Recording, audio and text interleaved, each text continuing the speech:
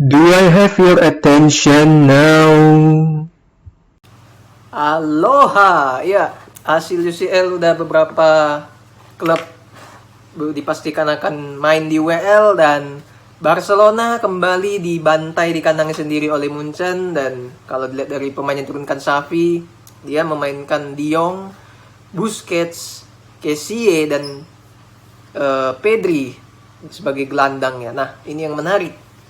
Jadi akhirnya si Xavi mulai belajar pelan-pelan bahwasannya dia mainkan Kessie, dan Munchen menurunkan pemain ya relatif lebih banyak pemain inti walaupun di mix juga dengan pemain cadangan. Nah, tapi yang menjadi problem buat Barcelona ini adalah mereka itu gak bisa kontrol permainan karena memang murni kalah kualitas, murni kalah pengalaman dari pemain Munchen. Kalau menurut gue di sini, karena gue lihat chemistry dari pemain Munchen ini udah terbentuk utuh sehingga mereka tahu apa yang harus mereka lakukan, tahu mau kasih bola kepada siapa, tahu action seperti apa yang harus mereka lakukan di dalam lapangan.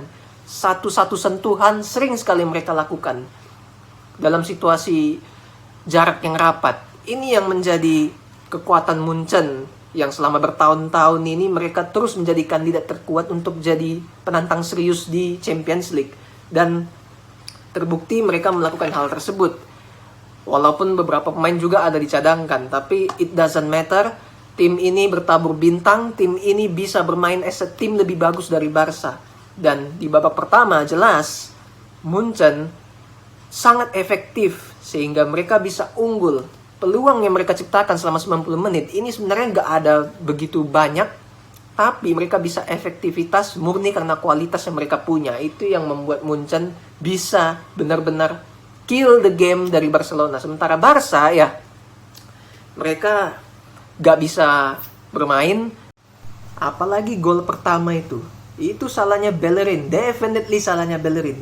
Harusnya dia itu bisa reading the game. Dia lihat Alonso di depannya itu udah agak maju. Harusnya dia itu ikut maju buat tarik offside. Ini enggak, dia malah di belakang ketinggalan. Akhirnya si Mane lihat ada celah, lolos dari jebakan offside. Harusnya Bellerin bisa reading the game lebih bagus lagi untuk tarik offside. Dan Bellerin di pertandingan ini benar-benar hancur.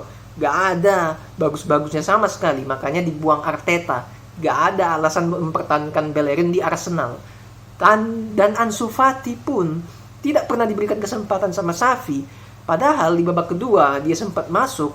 Itu benar-benar dia pengen show ke Xavi. Xavi, lu salah udah nyadangin gue.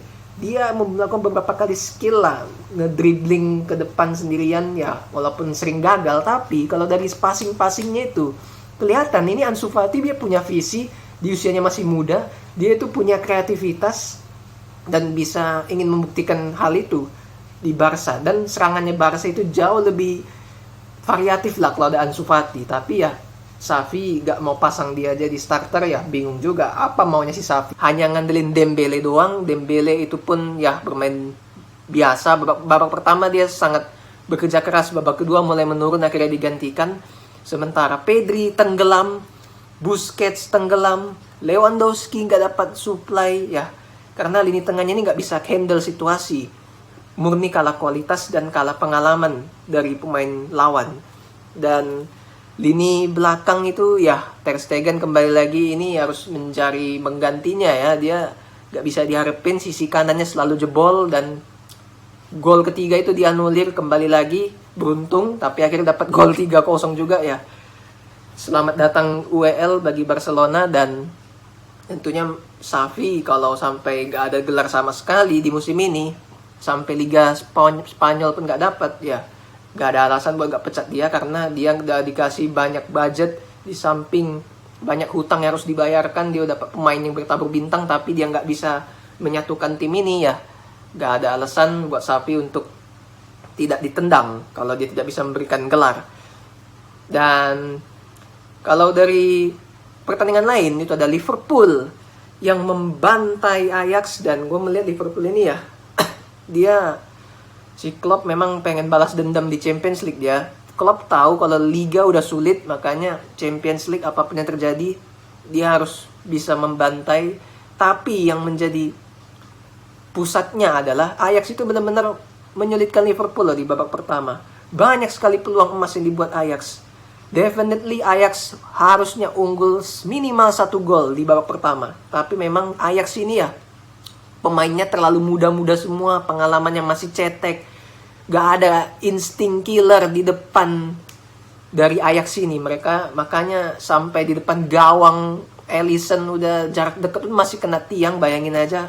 Inilah Ajax, gak punya insting killer. Sementara Liverpool, lihat Liverpool dapat 1 peluang doang di babak pertama, jebret langsung dipanis. 1 gol langsung unggul lewat si Salah.